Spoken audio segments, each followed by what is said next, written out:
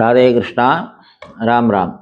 நாம் இன்னைக்கு யோகங்கள் பலவிதம், ராசிகளுக்கு தரும் அதிசயங்கள் அப்படிங்கிற தலைப்பில் விஷயங்களை பேச போகிறோம். ஒரு ஜாதகத்தில் ஒருத்தருக்கு நல்ல யோகம் இருக்கா, அவங்களுக்கு எதிர்பாராத அதிர்ஷ்டங்கள் கிடைக்குமா, இல்லை எந்த மாதிரி அவயோகங்கள் இருந்தால் அவங்களுக்கு எதிர்பாராத இன்னல்கள் ஏற்படும் அப்படிங்கிறத பற்றி சில விஷயங்களை பார்க்க போகிறோம். அதில் முதலாவதாக துர்துரா யோகம், ஹேம துர்ம யோகம் அப்படின்னு ஒரு யோகம். ஒருவர் ஜாதகத்தில் என்ன ராசியில் பிறந்திருக்காங்களோ அவங்க ராசிக்கு முந்தின ராசியிலையும் பிந்தின ராசியிலையும் முன்பின் ரெண்டு பக்கத்தில் பாப கிரகங்களோ சுப கிரகங்களோ ஏதாவது ரெண்டு கிரகங்கள் இருக்கணும். அப்படி இருந்தால் அதற்கு துர்துரா யோகம் அப்படின்னு பேர். தூரம் அப்படிங்கிற இடத்துக்கு அதிக அதிக எல்லைகள் உள்ளதுன்னு அர்த்தம். இங்கே துர்துரா யோகம் அப்படின்னு சொல்லப்படுற விஷயத்துக்கு என்னன்னா துரிதம் அப்படின்னு பேர், ரொம்ப வேகம் அப்படின்னு அர்த்தம். இந்த துர்துரா யோகத்தில் பிறந்தவங்க என்ன பண்ணுவாங்க அப்படின்னா, எந்த காரியத்தை எடுத்தாலும் அதை ரொம்ப வேகமாக செஞ்சு முடிச்சிருவாங்க. படிக்கிற விஷயமா இருக்கட்டும், விளையாட்டு விஷயங்களாக இருக்கட்டும், ஆஃபீஸில் ஒர்க் பண்ணுற விஷயங்களாக இருக்கட்டும், அதே மாதிரி ஸ்போர்ட்ஸில் இருக்கிறவங்களா இருக்கட்டும், அவங்களுடைய செயல்களை ரொம்ப வேகமாக செஞ்சு முடிப்பாங்க. அடுத்து என்ன அப்படிங்கிற ஒரு இதில் இருப்பாங்க. அந்த ஒரு யோகத்துக்கு பேர் துர்துரா யோகம். அப்போ ராசிக்கு முன்பின் இருக்கக்கூடிய கிரகம் இருக்கக்கூடிய ஒரு ஜாதகம், யார் எந்த நட்சத்திரத்தில் எந்த ராசியில் பிறந்திருந்தாலும் சரி, அந்த ராசிக்கு முன்பின் ரெண்டு கிரகங்கள் இருந்ததுன்னா அந்த துர்துரா யோகம் வேலை செய்யும். அது வேலை செஞ்சால் அவங்க வாழ்க்கையில் எல்லா செயல்களையும் சீக்கிரமாக செஞ்சு முடிக்க திறமை உள்ளவங்க அப்படின்னு அர்த்தம். இரண்டாவதாக ஹேம துர்ம யோகம் அப்படின்னு சொல்லப்படுறது. இந்த ஹேம துர்ம யோகம், ஹேமம் என்றால் புகை என்று அர்த்தம். இந்த ஹேம துர்ம யோகம் அப்படின்னா என்னன்னா, இதே மாதிரி யார் எந்த ராசியில பிறந்திருந்தாலும் அந்த ராசிக்கு முன்னையும் பின்னையும் எந்த கிரகங்களும் இல்லாம எம்டியா இருக்கிறது. அந்த மாதிரி இருந்தது அப்படின்னா அவங்க எல்லா விதமான முயற்சிகளும் வாழ்க்கையில பண்ணுவாங்க, எல்லா செயல்கள்லையும் முன்னுக்கு வர்றதுக்கு எல்லா விஷயங்களும் செய்வாங்க, நல்லா படிப்பாங்க, என்னென்னலாம் பண்ண முடியுமோ அவங்க வாழ்க்கையில எல்லா விஷயங்களையும் முயற்சி பண்ணுவாங்க. ஆனா அதனால அவங்களுக்கு எந்த ஒரு பிரயோஜனமும் கிடைக்காது, கையில பொருளாதாரம் தங்காது, சரியான தூக்கம் வராது. அப்ப கரெக்டான உணவு, ஒரு நல்ல உணவுகளை சாப்பிட்ற யோகத்தை இழந்துருவாங்க. அப்போ பொருளாதாரம், உணவு, தூக்கம், இந்த மாதிரி விஷயங்கள் எல்லாம் எம்டி ஆகிறது. அதாவது எல்லாம் இருக்கும், ஆனால் அதை இவங்களால அனுபவிக்க முடியாது. பெரிய குடும்பத்தில் பிறந்திருப்பாங்க, எல்லாமே அவனுக்கு கிடைக்கக்கூடிய ஒரு நல்ல வாய்ப்பு உள்ள இடமா இருக்கும். ஆனால் அந்த பையனுக்கு மட்டும் அது என்னமோ தவிர்க்கப்படும். இப்படி பிறந்திருக்கேம்பாங்க. அப்போ அது ஹேம துர்ம யோகம் அப்படின்னு சொல்லப்படுறது. அடுத்ததாக ஒரு யோகம் சச யோகம் அப்படின்னு பேர். ஒருவருடைய லக்னத்திற்கு, ஒருவருடைய ராசிக்கு, ஒருவருடைய லக்னாதிபதிக்கு 4ஆம் இடத்துல சனி பகவான் பலமாக இருந்தால் அதற்கு சசயோகம் என்று பெயர். இந்த சசயோகம் என்றால் என்ன அர்த்தம்னா, சனி பகவான் அந்த இடத்துல இருக்கார் அப்படிங்கிறதுக்கு சசி அப்படிங்கிறதுனுடைய ஆதாரம் சசயோகம். சசின்னா சந்திரன், இருட்டுக்கு தாய் யாருன்னா சந்திரன், தகப்பன் யாருன்னா சனி பகவான். அப்போ இரவுக்கு தகப்பனா இருக்கக்கூடிய இந்த சனி பகவான் 4ஆம் இடத்துல இருந்தார் அப்படின்னா சசயோகம் அப்படிங்கிற ஒரு யோகம். இந்த யோகம் என்ன பண்ணும் அப்படின்னு கேட்டா, 4ஆம் இடம் அப்படிங்கிறது சுகஸ்தானம். ஒரு மனிதனுடைய சுகம், நல்ல வீடு, தாயார், பந்து வர்க்கங்கள், அதாவது தாய் வழி உறவு முறைகள், உயர்கல்வி, இந்த மாதிரி விஷயங்கள் எல்லாமே 4ஆம் இடம்தான். அதே மாதிரி மனைவியின் தொழில் ஸ்தானம், இதுவும் 4ஆம் இடம்தான். ஸோ இந்த 4ஆம் இடம் போய் சனி பகவான் ஸ்ட்ராங்காக உட்கார்ந்தாருன்னா என்ன ஆகும்? எது மேலேயும் பற்று இல்லாமல் இருப்பாங்க, யார் மேலேயும் பற்று இல்லாமல் இருப்பாங்க. அவங்களுக்கு எது சுகம்னே தெரியாது. ஒரு நல்ல பஞ்சு மெத்தையில் படுக்கிறதும் அவங்களுக்கு ஒன்று தான், தரையில் படுத்து தூங்குறதும் ஒன்று தான். ரெண்டையும் ஒரே மாதிரி அதை ட்ரீட் பண்ணுவாங்க. அதே மாதிரி கிடைச்ச உணவுகளை சாப்பிடுவாங்க. வெள்ளித்தட்டில் சாப்பிட்றதும் அவங்களுக்கு ஒன்று தான், வெறும் இலை போட்டு சாப்பிட்றதும் ஒன்று தான், களி சாப்பிட்றதும் ஒன்று தான், பால் பாயசம் சாப்பிட்றதும் ஒன்று தான். அவங்களுக்கு அவங்கள அறியாமலேயே இந்த பற்றற்ற ஒரு நிலைங்கிறது வந்துடும். அவங்களுக்கு எது மேலேயும் ஒரு விருப்பு, சுகம் அப்படிங்கிறதுக்கு உண்டான விஷயத்துல அவங்களுக்கு ஈடுபாடு குறைவாகும். அதனால என்ன பிரச்சனை? வாழ்க்கையில ஒரு மனுஷன் ஏதாவது ஆசைப்பட்டா தானே வாழ்க்கையில முன்னுக்கு வர்றதுக்காக சம்பாதிக்கணும், நான் அதை வாங்கணும், இதை வாங்கணும், பெரிய ஆளாகணும், வீடு கட்டணும், கார் வாங்கணும், இதெல்லாம் ஆசைப்பட்டா தானே சம்பாதிக்க முடியும். ஸோ அவங்களுக்கு அது மேல பற்று இல்லாததுனால அவங்களால பொருளாதாரத்தை ஈட்ட முடியாது. சரி, இதை மாதிரி ஒரு பணக்காரர் வீட்டில் பிறந்திருக்காங்கன்னு வச்சுப்போம். அவன் இதெல்லாம் அனுபவிக்க மாட்டான். நான் தனியா எங்கேயாவது போய் நான் தனியா தொழில் பண்ணி பழைச்சிக்கிறேன்னு வெளியில போயிடுவான். அப்போ சசயோகம் அப்படிங்கிறது கிட்டத்தட்ட அற சந்நியாசி யோகம் என்று அழைக்கப்படுகிறது. அடுத்ததாக ஒரு யோகம், குரு மங்கள யோகம். நல்ல பேர். குருவும் செவ்வாயும் ஒரு ஜாதகத்துல எங்க வேணாலும் இருக்கலாம். அப்படி சேர்ந்து இருக்கிற பட்சத்துல குரு இருக்கிற நட்சத்திரத்தை தாண்டி செவ்வாய் பகவான் இருக்காருன்னு வச்சுப்போம்.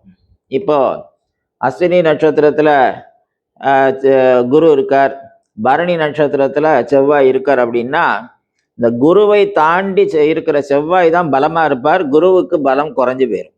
குரு மங்கள யோகம் இந்த மாதிரி இருந்தது அப்படின்னா இவங்களுடைய வாழ்க்கையில எடுக்கிற முயற்சிகள், படிப்பு, உயர்வான விஷயங்கள், இவங்களுடைய திறமைகள் இதெல்லாமே வெளிப்படும். ஆனா யாராவது ஒருத்தர் சொல் பேச்சு கேட்டு இவங்க நடக்க வேண்டிய கட்டாயம் வந்துடும்.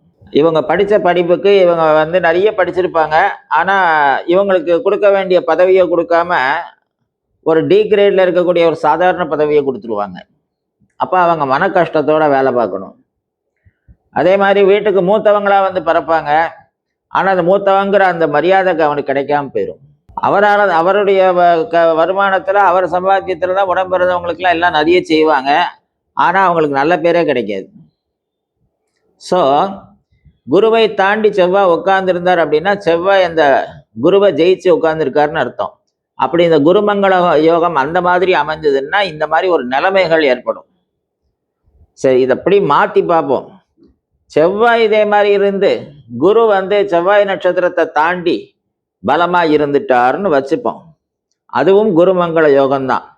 ஆனா அது விபரீதமான ஒரு செயல்களை செய்யும். என்ன அப்படின்னா உடம்புல வெட்டுக்காயங்கள் ஏற்படுறது, சதைகள் துண்டாகிறது, அடிக்கடி ஆப்ரேஷன்கள் வர்றது, இரத்தத்துல கொதிப்பு அதிகமாகி உடம்புல கட்டிகள் ஏற்படுறது, இதை மாதிரி அரிதான சில நோய்கள், பிரச்சனைகள், பாதிப்புகள், முதுகுத்தண்டுல பாதிப்பு, இந்த மாதிரியான சில விபரீதமான விஷயங்கள் வரும். அது மட்டும் இல்லை, புத்திர பிராப்தியில பிரச்சனையை கொடுக்கும். அப்ப குருமங்கள யோகம் ரெண்டு விதமா இருக்கு. பார்க்கறதுக்கு குருமங்கள யோகம் உங்களுக்கு ஓஹோன்னு இருக்கும்பாங்க. ஆனா குருமங்கள யோகத்தினால இத்தனை விதமான பாதிப்புகள் இருக்கு. அடுத்ததாக ஒரு யோகம், நீச்ச பங்க ராஜயோகம். நீச்ச பங்க ராஜயோகம்.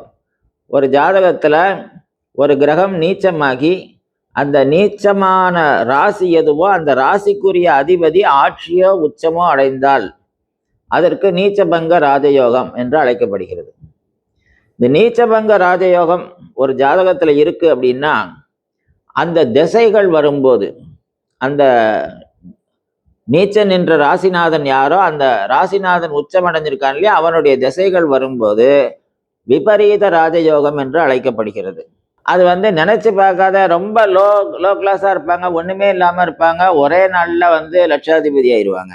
எத்தனையோ பேர் அந்த மாதிரி ஆகியிருக்காங்க. ரோட்ல சாதாரணமா பிச்சை எடுத்துட்டு இருப்பாங்க, அவங்கள திடீர்னு அவங்கள குளிப்பாட்டி நல்லாக்கி அவங்க அவங்களுடைய ஓல்டு டேலண்ட்டு, அவங்களுடைய திறமைகள்லாம் வெளிப்படுத்தி ஒரே நாளில் பிரபலமாயிருவாங்க. அந்த மாதிரி எதிர்பாராத திடீர்னு ஒரு மிகப்பெரிய ஒரு முன்னேற்றத்தை கொடுக்கறது இந்த விபரீத ராஜயோகம். நடக்கவே நடக்காது, இவன்லாம் எப்படி முன்னுக்கு வர போறான் அப்படின்னு நினைச்சிட்டு இருந்த ஒரு விஷயம் எதிர்மறையாக நேர்மாறாக நல்ல நிலையை தூக்கி விடுறது அப்படிங்கிறது இந்த நீச்சபங்க ராஜயோகம். இதே மாதிரி மாகேந்திர யோகம் அப்படின்னு ஒன்று இருக்கு. மாகேந்திர யோகம் அப்படிங்கிறது ஒரு மனிதனுடைய ஜாதகத்துல சுக்கிர பகவான் 5 அல்லது 9ஆம் இடத்தில் இருக்கிற பட்சத்துல அந்த சுக்கிர பகவான குரு பார்க்கிறார்னு வச்சுப்போம். அதற்கு பேர் வந்து மாகேந்திர யோகம் என்று அழைக்கப்படுகிறது.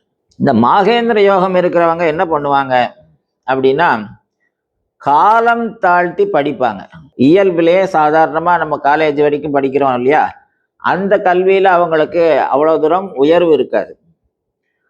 அதுல சாதாரணமா ஏதோ படிச்சோம் வச்சோன்னு இருக்கும். ஆனா 40 வயசுக்கு மேல சம்பந்தமே இல்லாம அவங்க நினைச்ச புது புது படிப்புகளை படிச்சு அதுல எம்ஏ எம்ஃபில் ஏன்னா அதுல டபுள் எம்ஏ வாங்குறது, டிகிரி வாங்குறது, அதுக்கப்புறம் பெரிய உத்தியோகத்துக்கு போறது அப்படின்னு காலம் தாழ்த்தி அந்த நடுத்தர வயதுக்கு மேல மேல் படிப்பு படிச்சு அதுல பெரிய ஆளாகிறது. அப்போ இந்த ஆரம்ப கால படிப்பு நம்ம படிக்க வேண்டிய வயசுல படிக்கிறது, படிக்க வேண்டிய வயசுல இது விளையாட வேண்டிய வயசுல விளையாடுறது அப்படின்லாம் இருக்கு. அந்த டைமிங்ல எல்லாம் அது நடக்காது. காலம் தப்பி உயர்வை கொடுக்கும். இது வந்து மாகேந்திர யோகம் என்று அழைக்கப்படுகிறது. இன்னும் அடுத்ததாக ஒரு யோகம் மாளவ யோகம் அப்படின்னு பேரு. அது என்ன யோகம் அப்படின்னா, ஒரு ஜாதகத்துல 4ஆம் இடத்தில், லக்னத்துக்கு 4ஆம் இடத்தில் அல்லது சந்திரனுக்கு 4ஆம் இடத்தில் அல்லது லக்னாதிபதிக்கு 4ஆம் இடத்தில் சுக்கிர பகவான் பலமாக இருந்தால் அதற்கு மாளவ யோகம் என்று பெயர். மாளவ யோகம் என்ன பண்ணும்? 2 கேள்வி கேட்கும்.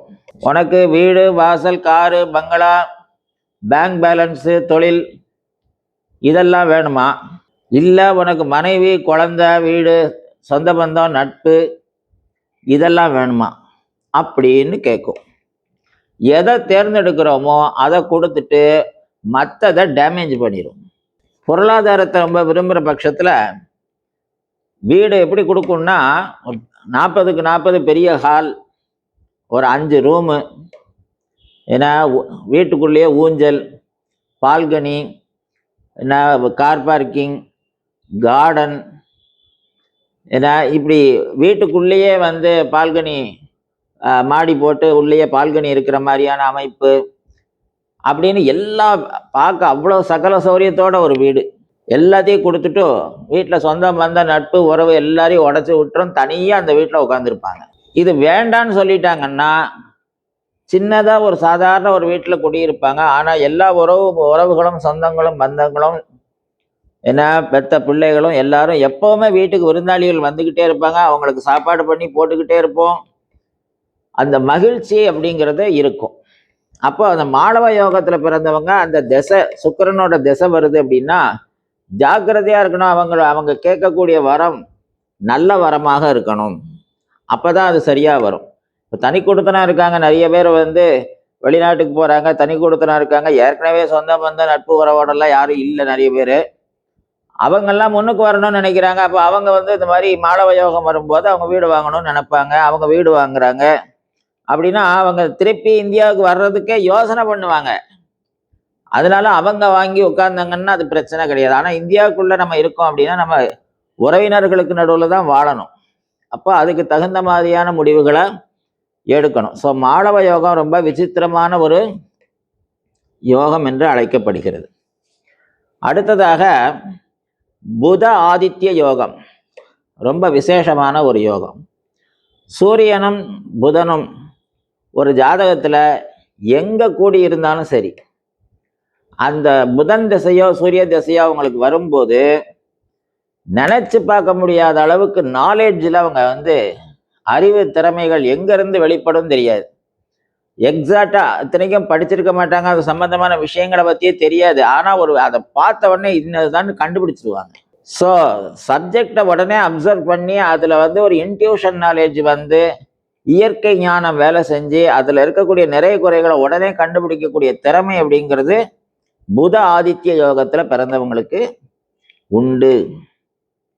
அப்போ புத ஆதித்ய யோகத்தில் பிறந்தவங்களுக்கு ஒரு இந்த புதன் திசையோ சூரிய திசையோ நடக்குது. அவங்க வந்து காலேஜ் படிக்கிற பீரியடில் இருக்காங்க அப்படின்னா தைரியமாக அவங்கள வந்து நம்ம பிஹெச்டி பண்ணு, வந்து எம்எஸ் பண்ணு, உனக்கு என்னெல்லாம் பிடிக்குமோ அதை படி அப்படின்னு நம்ம சுதந்திரம் கொடுத்து சொல்லிட்டோம்னா அவங்க பெரிய அளவில் சாதிப்பாங்க. அவங்க திறமைக்கு அளவே இல்லை. ஊர் உலகமே அவங்கள வந்து பாராட்டும். ஸோ அந்த மாதிரியான ஒரு அபரிமிதமான யோகம். அதனால புத ஆதித்ய யோகத்தை தவிர்க்கக்கூடாது. அதை வந்து அந்த காலங்கள் திசை வரும்போது நம்ம கல்வியை தவிர்க்கக்கூடாது. அந்த மாதிரி யோகம் எல்லாருக்கும் கிடைக்காது. ஸோ இப்படியாக நாம் சிறிய சிறிய விஷயங்களை எப்படி பார்த்துக்கிட்டே போகிறோம். அடுத்ததாக ஒரு யோகம், தர்ம கர்மாதிபதி யோகம். ஒரு ஜாதகத்தில் 9 குடையவரும் 10 குடையவரும் 2 பேரும் பரிவர்த்தனை ஆனாங்க, அல்லது 9 குடையவர் 10ல் போய் உட்கார்ந்துக்கிட்டார், 10 குடையவர் 10லேயே இருக்கார், அல்லது 9 குடையவர் 10ல் இருக்கார், 10 குடையவர் 9ல் இருக்கார், பரிவர்த்தனை. இந்த மாதிரி இருந்தால் அதுக்கு தர்ம கர்மாதிபதி யோகம். தர்ம கர்மாதிபதி யோகம் என்ன செய்யும்? நம் முன்னோர்கள் விட்டு சென்ற பல கடமைகளை நம்மளை செய்ய வைக்கும். நம்மளை அறியாமலேயே நாம் முன்னோர்கள் என்னென்னலாம் செய்யணும்னு நினச்சாங்களோ அதையெல்லாம் நம்மளை அறியாமல் செய்வோம். நம்ம குடும்பத்துக்காக என்னென்ன பண்ணணும், நம்ம நண்பர்களுக்காக என்ன பண்ணணும், சம்மந்தமே இல்லாமல் திடீர்னு நான் அன்னதானம் பண்ணுறேன்னு கிளம்பிடுவாங்க. சம்மந்தமே இல்லாமல் திடீர்னு நான் ஒரு கோயில் எடுத்து கட்ட போகிறேன்னு கிளம்புவாங்க. ஆக்சுவலாக இதெல்லாம் யாரோட அபிலாஷை அப்படின்னா, நம்ம தகப்பனார் தாத்தா அவங்களுடைய அபிலாஷைகள். அதை நம்ம காலத்தில் அதை செய்ய வைக்கும். அந்த திசை, அந்த தர்ம கர்மாதிபதி திசை வரும்போது அது நடக்கும். இது மிகப்பெரிய ஒரு புண்ணியமான திசை என்று அழைக்கப்படுகிறது. ஆக இத மாதிரியான யோகங்கள் நடக்கும்போது ஜனங்கள் அந்த மாதிரியான நம்ம ஒரு ஜாதகத்தில் பிறந்திருக்கோம், இந்த மாதிரி கட்டத்தை பார்த்தா நமக்கு தெரியும். ஸோ இந்த மாதிரி திசைகள் நடக்கும்போது என்ன பண்ணலாம் அப்படின்னு அவங்களுக்கு யாரை குருநாதராக வச்சுருக்கீங்களோ, யாரை ஜோசியராக வச்சுருக்கீங்களோ, அவங்கக்கிட்ட அதை பற்றி ஒரு அனலைஸ் பண்ணி இந்த திசையில் நான் என்ன பண்ணினா சரியாக வரும் அப்படின்னு கேட்டு தெரிஞ்சு சரியான ஒரு வழிகாட்டுதலோட செயல்பட்டீங்கன்னா இந்த யோகங்கள் மூலமாக பல நன்மைகளை அடையலாம். ஸோ அப்படிப்பட்ட ஒரு அபரிமிதமான சில யோகங்களை பற்றி தான் இப்போ நம்ம சின்னதாக பார்த்துருக்கோம். ஒரு 8-9 யோகத்தை தான் இப்போ பேசியிருக்கோம். இன்னும் சொல்ல போனால் கிட்டத்தட்ட ஒரு 116 வகையான யோகங்கள் இருக்குது. அதில் அடிப்படையாக இருக்கக்கூடிய ஒரு 10 யோகத்தை பற்றி இப்போ பார்த்துருக்கோம். ஸோ இந்த யோகங்களை பற்றி நம்ம பார்த்துட்டு இதே மாதிரியான விஷயங்கள் நம்ம ஜாதகங்களில் இருக்குது, அதுக்குண்டான திசைகள் நடக்குது அப்படின்னா ஒரு சரியான வழிகாட்டுதலை வச்சுக்கிட்டு அவங்க மூலமாக நாம் நல்ல விஷயங்களை செஞ்சு நம்மளும் சௌக்கியத்தை அடைஞ்சு நம்ம சார்ந்து இருக்கக்கூடியவங்களுக்கும் ஒரு நன்மை பயக்கும் விதமாக நடந்துக்கணும் அப்படிங்கிற ஒரு பிரார்த்தனையோட இன்னைக்கு விஷயங்களை நம்ம நிவர்த்தி பண்ணிப்போம். ராதே கிருஷ்ணா, ராதே கிருஷ்ணா.